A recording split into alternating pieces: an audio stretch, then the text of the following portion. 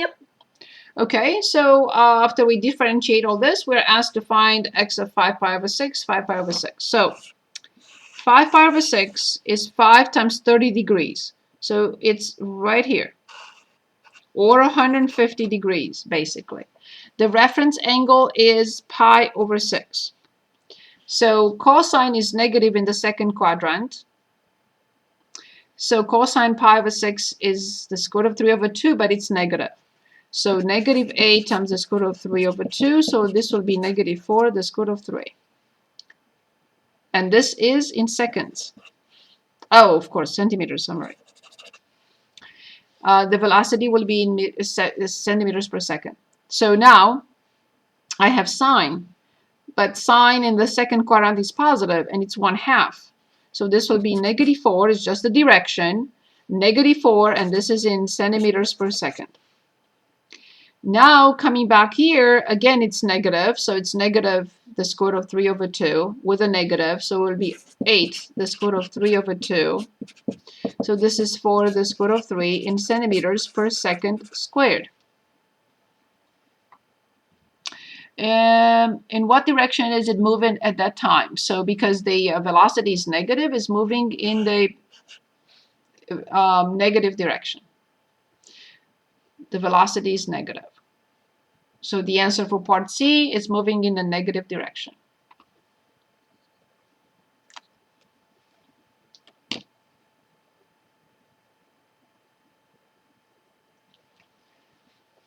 Anything else? Thank you. Thank you.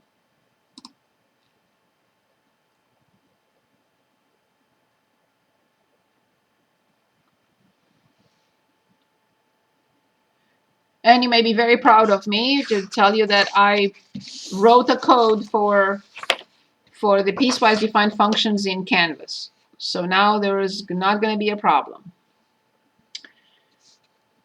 because it does not take the piecewise defined functions as we normally have them in Word or any other software. So yes, so now there is not going to be anything that you haven't seen before. So I wrote the code for that. Good, next question.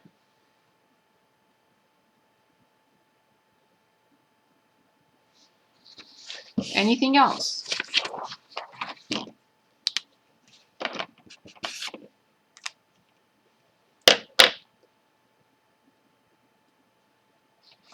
Anyone else? Other questions? Is everything okay?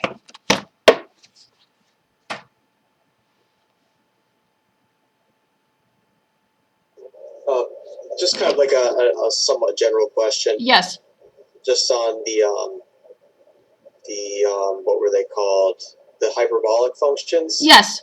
I only want hyperbolic sine, hyperbolic cosine, and hyperbolic tangent.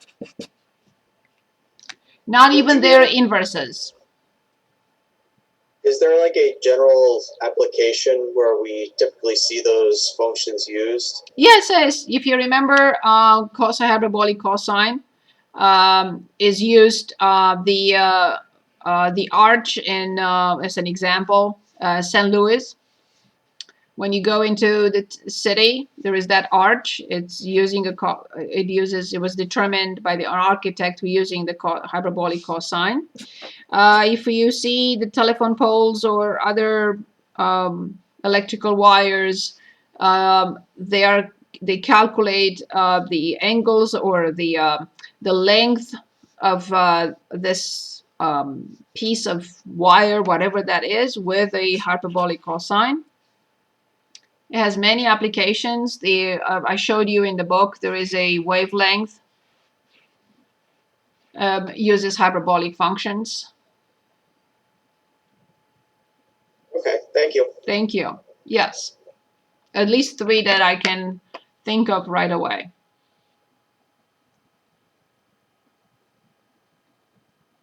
The ocean waves. Anything else?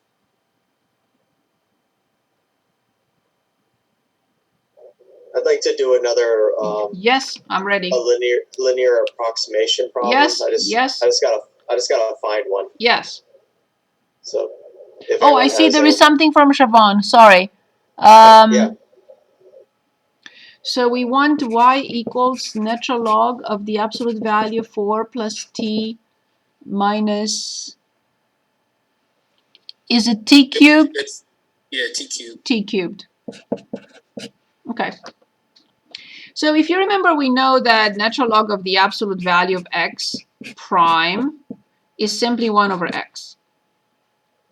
We proved this some time ago, and this is extremely important for chapter 5 later.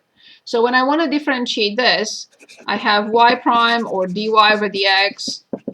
It's 1 over that 4 plus t minus t cubed multiplied by the inner function prime, which is 1 minus 3t squared.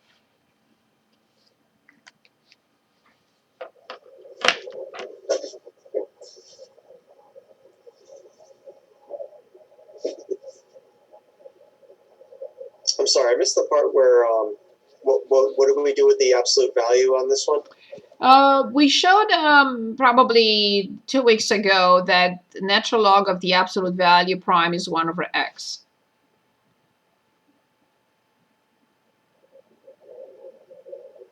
Okay, got it. So when I want to differentiate natural log of a function that is in absolute value, this is what I get.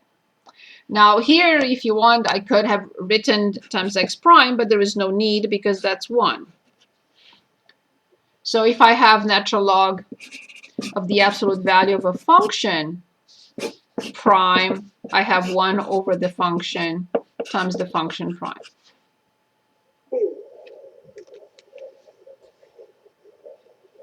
Okay. I have a question. Please. So, the WebAssign homework sometimes like has it that 1 minus 3t squared is like on the numerator. Is that also a way to write it or no?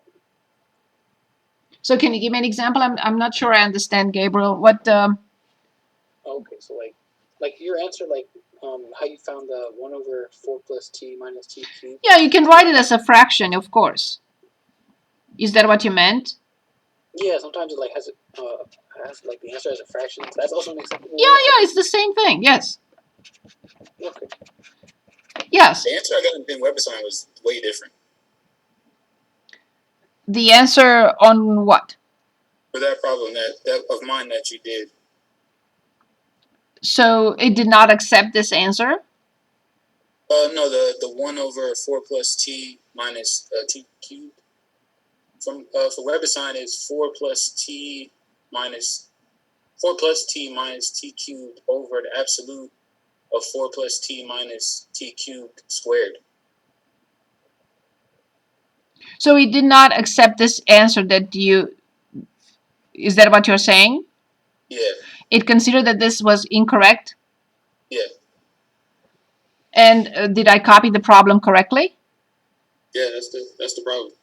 So is it natural log of 4 plus t minus t cubed? Yeah. So you're saying that it said what? Let me write it down. In parentheses 1 minus 3t squared. And then 4 plus t minus t cubed over the absolute value of the parentheses 4 plus t minus t cubed squared. Well, the squared is inside the absolute value.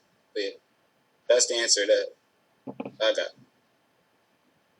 Well, So, I didn't get the answer, but that's what it says the answer is. So where was the square? The squared is inside the absolute value, right after the 3. Well, with parentheses, you mean? Yeah, parentheses. So it has parentheses like this, and then the absolute value outside. Of the like that. That's the answer that WebAssign says is right. But first of all, let me just say this. If the power is 2, you don't need the absolute value. That's first of all an error. You understand what I'm saying? Yeah. So that's the first concern I have. Because we never write a squared in absolute value. because it's always positive. There is no need to put the absolute value on a quantity that is squared. You understand what I'm saying? Yeah, I put the answer in the chat just to show you. Like, Yeah, I let me didn't take a look. understand it. Yeah. Let me take a look. Thank you for doing that. Open file, okay.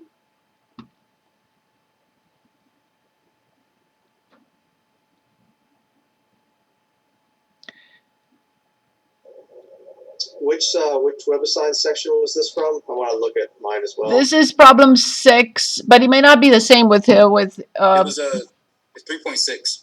3.6. Thank you. So the only thing that I can think of, and it should take the answer, is since we had the absolute value on 4 plus t minus t cubed, we can put the absolute value here. That's the only thing that I can think of. But there is no need to put the absolute value, first of all, around here, and you will be able to simplify. So it's sufficient to simply put the absolute value here because it had initially. So can you enter it one more time, or you exhausted all the takes on this? I can try it. Or if it gives you another problem, but it should accept that. Because there is no need to put the absolute value on something squared.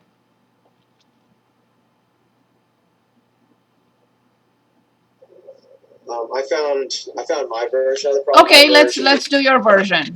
Well, it's pretty much the exact same thing, except instead of a 4, it's a 6. Okay, very good. So then you can enter the answer. So this is 6 plus t minus t cubed. So what then I was going to say was that the format that I put in matched what Professor Lee created with the portion and the parentheses on top. Yeah, so it should take it like this. This makes no sense. My answer did not have an absolute value in it. Yeah, that way worked too. Yeah, the one that you put worked. I don't know why the other one worked, and I didn't understand. Yeah. It makes no sense. Because we never put the absolute value on something that is already squared.